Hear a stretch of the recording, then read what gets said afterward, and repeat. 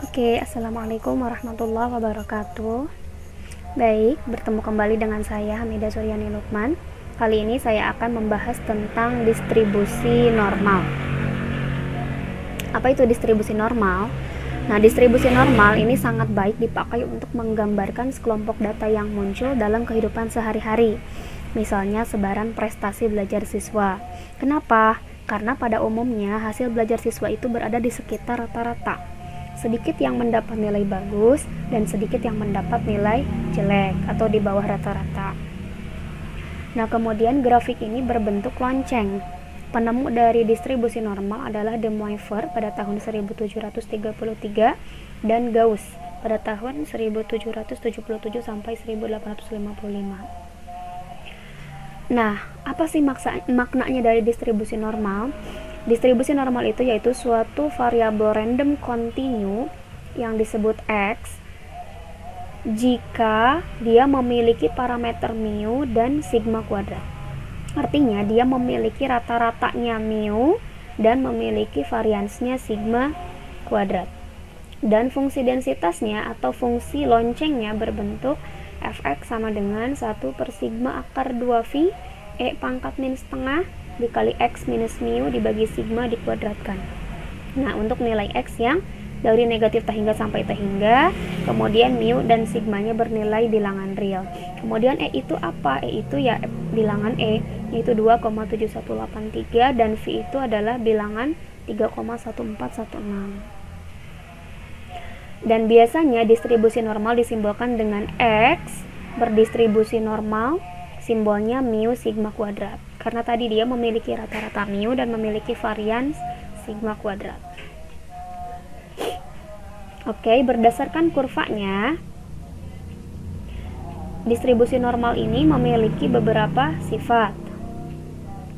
Nih ya, kita cek bagaimana bentuknya. Nah, ini distribusi normal, bentuknya seperti lonceng. Nah, yang seperti lonceng inilah adalah grafik fx sama dengan 1 per sigma akar 2 phi e pangkat min setengah x minus mu dikuadrat per sigma dikuadratkan. Nah, ini hasil fungsi dari yang tadi nggak saya sebutkan. Nah, ini makanya dia berbentuk lonceng, sehingga di sini asimptotik terhadap sumpu mendatar x. Nah, ini kalau si fungsi ini diperpanjang, dia tidak akan pernah menyentuh sumbu x. Ini sumbu x, jadi tidak boleh berhimpitan ya. Ini gambarnya boleh berdekatan tapi tidak boleh menyentuh. Kemudian yang kedua, dia simetrik terhadap garis x sama dengan mu. Nah, ini x sama dengan mu. Jadi titik tengahnya atau simetrisnya ini rata-rata. Kemudian dia mempunyai titik maksimum yang berkoordinat mu, 1 per sigma akar 2 phi. Ini titik maksimumnya, ini 0 di sini mu ya. Nah, di atasnya di sini adalah 1 per sigma akar 2 phi. Nah, kemudian mempunyai titik belok yang berjarak sigma dari sumbu simetri. Nah, ini dia titik beloknya.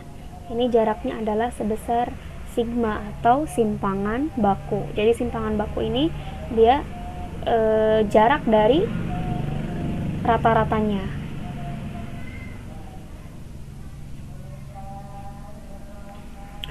Oke, berikutnya. Nah, berikutnya adalah normal baku, distribusi normal baku. Normal baku adalah distribusi normal yang khusus. Jadi dia memiliki rata-rata 0 dan simpangan bakunya 1. Kalau tadi rata-ratanya bebas berapa saja, simpangan bakunya juga atau variansnya bebas. Kalau distribusi normal baku sudah ditentukan rata-ratanya 0 dan simpangan bakunya selalu 1. Jadi simbolnya X berdistribusi N 0,1. Nah, X ini karena dia berdistribusi normal baku, maka X-nya berubah menjadi distribusi Z. Jadi distribusi normal biasanya simbolnya N, kalau distribusi normal baku simbolnya Z. Nah, ketika mu 0 sigmanya 1, maka fungsi densitas peluangnya pun akan berubah.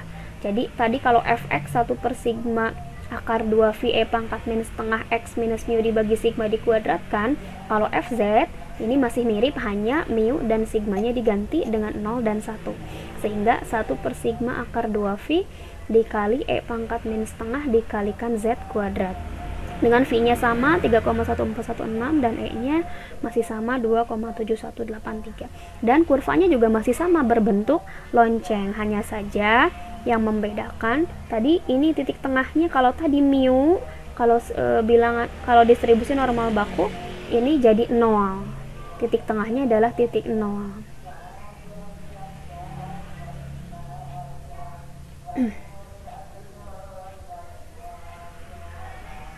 Nah, distribusi normal baku ini dia memiliki luas daerah di bawah kurva normal atau yang disebut dengan tabel distribusi Z atau tabel distribusi normal baku.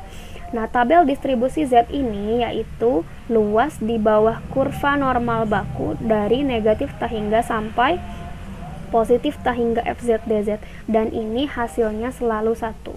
Maknanya apa? Ini ya.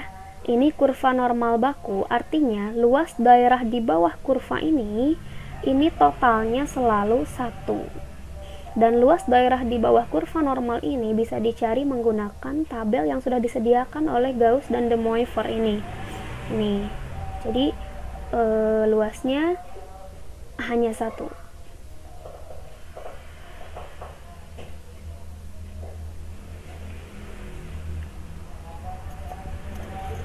Nah, kenapa distribusi normal baku ada? Karena nanti untuk menyelesaikan masalah sehari-hari, distribusi normal itu terlalu susah, sehingga distribusi normal perlu dikonversikan menjadi distribusi normal baku. Cara mengkonversikannya yaitu dengan menggunakan rumus bilangan baku, yaitu rumusnya Z sama dengan X dikurangi mu dibagi sigma. Ini adalah cara mengubah distribusi normal ke distribusi normal baku, yaitu dengan rumus Z sama dengan X dikurangi mu dibagi sigma. Nah, pada distribusi normal biasa, peluang X terletak antara A dan B atau luas daerah di bawah kurva normal biasa dan di atas sumbu X. Dibatasi garis X sama dengan A dan X sama dengan B, ditulis integral ya. Jadi peluang atau luas dari X di antara A sampai B itu sama dengan integral A sampai B fx dx. Nah, begitupun untuk mencari distribusi normal baku. Jadi sama ya. Integral ini kalau tadi A sampai B, berarti ini sekarang Z1 sampai Z2. Dan ini bisa dicari, tidak perlu menghitung, ini bisa dicari menggunakan tabel kurva normal baku. Oke, untuk mempermudah pemahaman, kita akan masuk ke contoh. Misal ini ya, carilah luas di bawah kurva normal baku berikut, dibatasi oleh Z0 dan Z1,24. Oke, untuk menentukan luas di bawah kurva normal baku yang ini, perlu diingat bahwa luas dari satu kurva ini luasnya 1. Nah, jadi dari angka 0 menuju positif tak hingga ini luasnya adalah 0,5, dan dari 0 sampai negatif tak hingga pun sama, luasnya adalah 0,5. Artinya ketika kita mencari luas dari 0 sampai Z atau dari 0 sampai negatif Z, itu hasilnya selalu sama. Sekarang kita akan mencari luas di bawah kurva dari 0 sampai 1,24. Tadi sudah saya bilang dari 0 sampai titik Z mau positif mau Z-nya negatif, itu luasnya selalu sama. Nah, berarti karena mulai dari angka 0, maka kita tinggal mencari saja luas dari Z1,24 dengan menggunakan tabel distribusi Z. Nah, ini adalah tabel distribusi Z. Ini ada tulisan Z-nya. Z di sini untuk kolom ini ke bawah, kolom Z ke bawah, ini adalah bilangan satuan dan satu angka koma di belakangnya. Nah, untuk ke samping yang ini, kolom yang baris untuk yang kolom dari Z ini artinya titik 00 itu artinya 0,00. Jadi misalnya saya tadi akan mencari luas 1,24, berarti ini angka depannya adalah 1,2 ditambah 0,04. Ini titik dibaca 0, Nah, sehingga luas 1,24 itu adalah 0,3925. Kita cek hasilnya. Betul ya. Jadi luas dari 0 sampai 1,24 itu sama dengan mencari luas 1,24, yaitu 0,3925. Kenapa? Karena tabel Z itu dimulai dari angka 0. Jadi harus diingat dimulai dari angka 0. Oke, kita lanjut. Contoh yang kedua, luas di bawah kurva normal yang dibatasi Z negatif 0,76 sampai 0. Kita lihat yang kedua. Nah, yang pertama kali dilakukan tadi selalu menggambar ya, gambarkan grafiknya, kemudian ini titik 0, ini titik negatif 0,76. Tadi perlu diingat, tabel kurva normal itu mulainya dari angka 0. Nah, berarti kalau ini luas negatif 0,76 mulai dari angka 0 itu artinya sama saja dengan mencari luas negatif 0,76. Nah, karena tadi luasnya mau negatif mau positif selalu sama, maka untuk mencari luas negatif 0,76 sama saja dengan mencari luas 0,76 di tabel. Nah, mari kita lihat. Nah, ini ya Z 0,7, kemudian di belakang koma yang keduanya adalah titik 06, artinya 0,7 ditambah 0,06 sehingga 0,76. Berapa hasilnya? Hasilnya adalah 0, ini sekali lagi titik dibacanya 0,2764. Mari kita lihat hasilnya. Betul ya, 0,2764. Baik, berikutnya contoh nomor 3. Dari negatif 0,76 sampai 1,24. Nah, kita perhatikan gambarnya. Negatif 0,76 misal seperti ini, 1,24 misalkan seperti ini.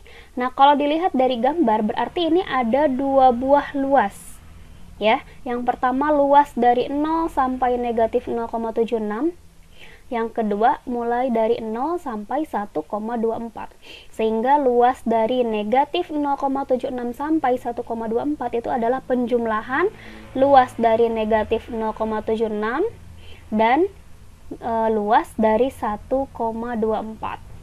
Tadi lihat di tabel 0,76 itu 0,2764 ditambah luas 1,24 itu 0,3925.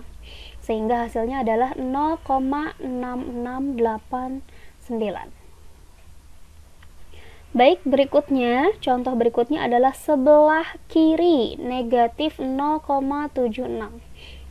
Kalau digambarkan sebelah kiri, nah berarti ini angka 0, ini angka negatif 0,76. Nah, sebelah kiri ini daerah yang diarsirnya.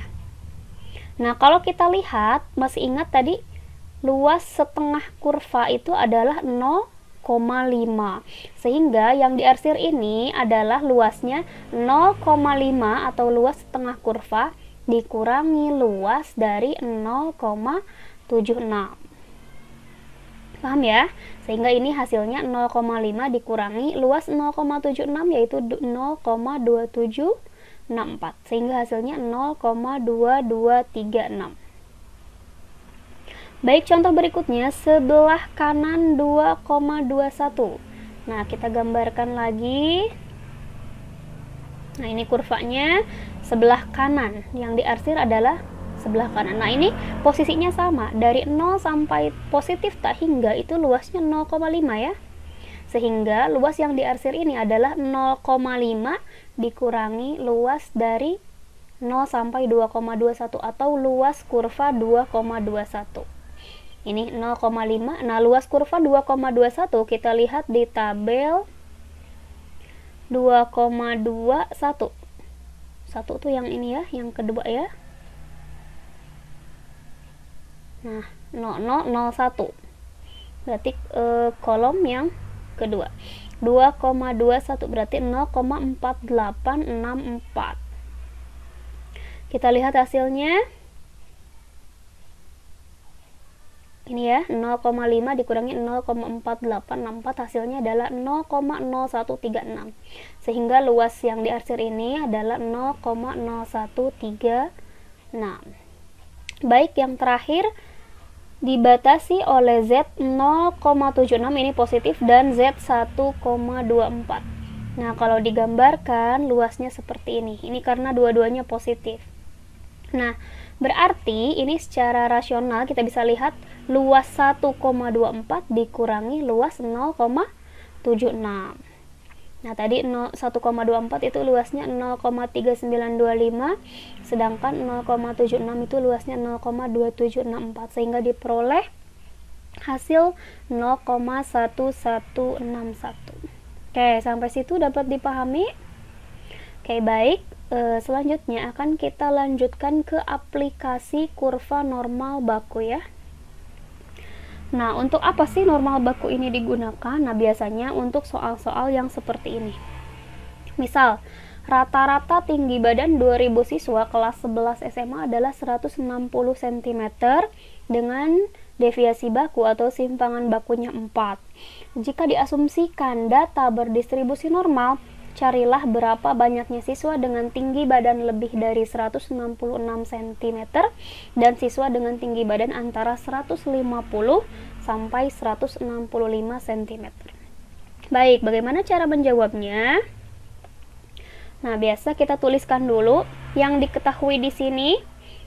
Rata-rata tinggi badan 2000 siswa. Karena siswanya banyak, berarti rata-rata populasi, sehingga simbolnya mu. 160 cm. Kemudian di sini simpangan baku atau deviasi bakunya 4 cm. Sama, karena datanya 2000, maka ini data populasi, sehingga simbolnya sigma. Dan datanya tadi 2000. Kemudian diketahui juga data berdistribusi normal. Nah, untuk mencari siswa dengan tinggi badan lebih dari 166 dan siswa dengan tinggi badan antara 150 dan 165 cm, maka ada dua langkah penyelesaian. Yang pertama, ubah dulu data ke dalam distribusi normal baku. Nah, itu gunanya distribusi normal baku. Jadi dia bisa menyelesaikan masalah yang berdistribusi normal. Karena distribusi normal sendiri tidak ada tabelnya, tetapi distribusi normal baku ada, sehingga kita harus konversikan dulu dari distribusi normal ke distribusi normal baku. Nanti baru ditentukan luas daerahnya ya. Luas daerah inilah yang disebut dengan peluang tadi, peluang atau luas daerah di bawah kurva normal baku. Nah, nanti peluang tersebut yang dikalikan dengan banyaknya data. Oke, untuk pertanyaan yang pertama, misal ini tinggi badan siswa kita simbolkan X. Berarti yang pertama akan kita kerjakan adalah mencari peluang atau luas di bawah kurva di mana X lebih dari 166. Ingat, X ini distribusinya normal, bukan normal baku. Sehingga kita harus konversikan dulu X menjadi Z. Distribusi normal menjadi distribusi normal baku. Menggunakan rumus, ini ya, X menjadi Z, X minus mu dibagi sigma. Nah, berarti kita akan bisa menghitung ini peluang X lebih dari 166 ini menjadi Z. X-nya 166 dikurangi mu-nya 160 ya di soal, dibagi sigmanya 4. Ini hasilnya 6/4, yaitu 1,5. Jadi, asalnya X 166 menjadi Z 1,5. Ya, sehingga simbolnya peluang X lebih dari 166 berubah menjadi peluang Z lebih dari 1,5. Nah, data inilah yang akan kita gunakan untuk mencari luas daerahnya. Ingat, peluang atau luas di bawah kurva di mana Z-nya lebih dari 1,5. Ini 1,5, ini yang diarsir. Tadi masih ingat, cara mencari luas yang diarsir sebelah kanan itu rumusnya 0,5 atau setengah kurva dikurangi luas 1,5. Ya, berarti ini hasilnya 0,5. Nah, luas 1,5 kita lihat di tabel 1,50. Ini 0,4332.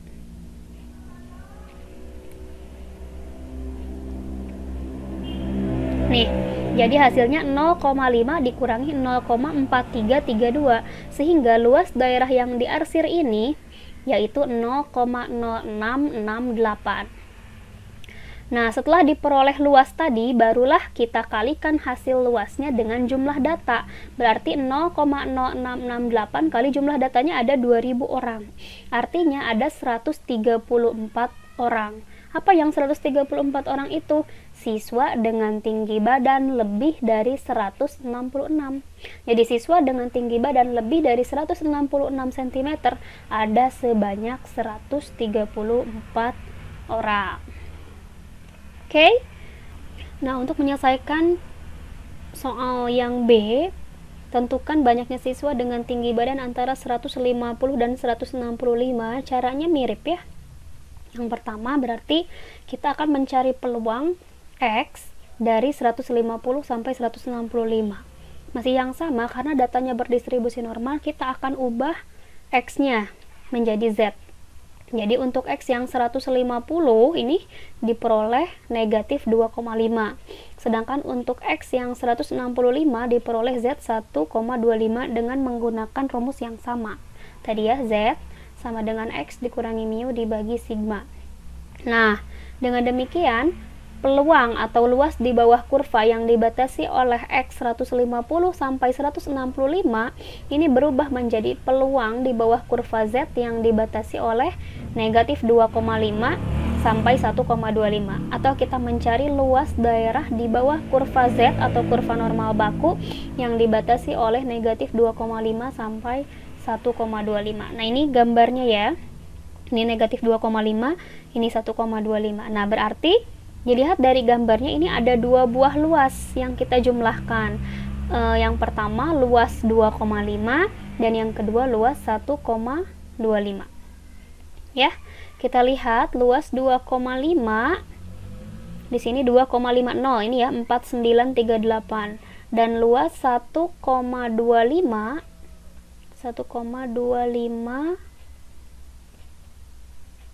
nih 1,25 nya di sini 0,3944. Jadi kita jumlahkan ini 0,4938 ditambah 0,3944 berarti luas daerahnya adalah 0,8882. Nah, ini yang diarsir ini luas daerahnya adalah 0,8882. Nah, setelah diperoleh luas daerahnya baru dikalikan dengan jumlah data yaitu 2000 sehingga diperoleh ada 1776 orang. Artinya tinggi badan siswa di antara 150 sampai 165 cm ada sebanyak 1776 orang. Oke, paham sampai situ? Oke, mari kita lanjutkan ke contoh berikutnya. Misal seperti ini. Rata-rata skor tes masuk pegawai suatu perusahaan adalah 357 rata-ratanya dengan simpangan baku atau deviasi baku 35. Nah, sesuai dengan formasi yang ada, dari keseluruhan peserta tes hanya akan diambil 10% saja yang lulus. Nah, kira-kira berapa skor terendah yang diterima supaya lulus jadi pegawai jika distribusinya diasumsikan berdistribusi normal? Oke, kita akan bahas. Yang diketahui hanya rata-rata 357, kemudian simpangan bakunya 35, ya, dan yang diambil itu hanya 10% saja. Datanya berdistribusi normal. Yang ditanyakan berapa skor terendah agar diterima menjadi pegawai. Nah, misalkan kita simbolkan nilai tes itu X. Nah, karena di data itu hanya ada 10% yang lulus, artinya peluang yang diterima hanya 10% atau 0,1 dari jumlah orang yang ikut tes. Artinya kita sudah memiliki luas di bawah kurva Z. Ingat, di bawah kurva Z ya, yang peluangnya 0,1. Ingat ya, 10% berarti 0,1. Nah, karena 0,1 ini adalah peluang orang yang diterima, maka tidak mungkin yang terburuk kan, pasti yang diambil yang terbaik. Sehingga dalam kurva normal artinya yang diarsir paling kanan. Nah, kita akan tentukan, misalkan ini kita diagramkan dulu gambar ya. Nah, ini Z. Nah, luasnya yaitu 0,1. Kenapa 0,1? Karena yang akan diambil tadi hanya 10% yang lulus. Dan kenapa sebelah kanan? Karena tidak mungkin kan kita mengambil yang rendah atau yang rata-rata. Pasti kalau kita menjadi HRD, pasti yang akan dipilih adalah yang terbaik, paling bagus. Nah, yang paling bagus itu kalau dikurvakan ada di sebelah kanan. Nah, karena luas ini sudah diketahui 0,1 atau 10%, maka yang akan kita cari adalah nilai Z-nya. Berapa nilai Z ini supaya luas di ujung ini adalah 10% atau 0,1. Nah, cara menghitungnya tadi menggunakan rumus Z. Berarti ini luas setengah kurva 0,5 dikurangi luas ini 0,1, betul ya? Sehingga luas 0 sampai Z ini yaitu 0,5 dikurangi 0,1 yaitu 0,4. Nah, ini luas yang ini ya, dari 0 sampai Z itu adalah 0,4. Nah, artinya kita akan cari di tabel yang luasnya 0,4 berapa Z-nya. Dibalik ya, kalau soal yang pertama tadi Z-nya misalnya 1,24, luasnya berapa. Nah, kalau di soal yang kedua luasnya sudah ada, malah yang dicari Z-nya. Luasnya 0,4, Z-nya berapa kita lihat di tabel. Luasnya 0,4, berarti kita cari yang di tengah, bukan yang di ujung, karena luas itu di tengah. Cari yang mendekati 0,4 atau sama persis atau mendekati saja. 0,400 tidak ada ya, adanya 0,4015. Nah, berarti kita akan cari yang paling mendekati saja, misal 0,3997. Nah, berapakah Z-nya supaya luasnya 0,3997? Z-nya adalah 1,28. Paham sampai situ? Jadi 1,28 adalah angka Z di mana luasnya 0,3997 atau mendekati 4. Nah, sehingga di sini diperoleh Z 1,28. Nah, kemudian kita kembalikan ke rumus bilangan baku tadi. Z itu adalah X dikurangi mu dibagi sigma. Yang akan kita cari itu apa? X-nya, karena tadi X itu adalah nilai terendah. Dan ini tadi Z-nya 1,28. Sudah diketahui dari tabel ya. Ini sama dengan X, ini akan kita cari dikurangi mu. Mu-nya tadi 357 dibagi simpangan baku 35. Nah, dengan mengalihkan ini ya, 1,28 kali 35, kemudian ditambah 357, maka X-nya adalah 401,8. Sehingga kita peroleh nilai tes terendah supaya diterima menjadi pegawai adalah 401,8. Oke, paham sampai situ? Semoga bermanfaat ya. Selamat mengerjakan tugas-tugasnya. Assalamualaikum warahmatullahi wabarakatuh.